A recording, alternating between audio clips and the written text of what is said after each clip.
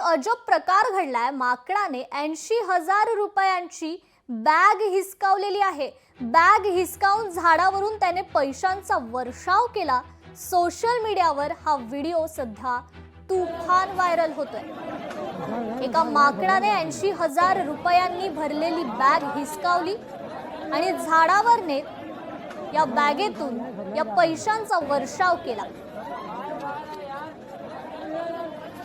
तर हे पैसे गोळा करण्यासाठी मात्र लोकांची त्या ठिकाणी झुंबड उडाली। सोशल मीडियावर हा व्हिडिओ तुफान व्हायरल होतोय।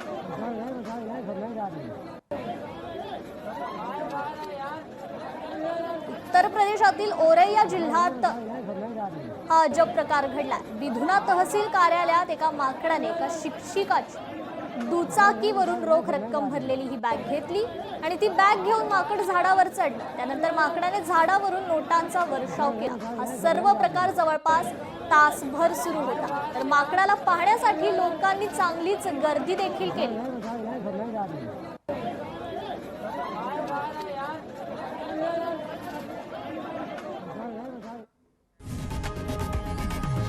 लोकशाही मराठी ऐका, पहा, जागरूक रहा।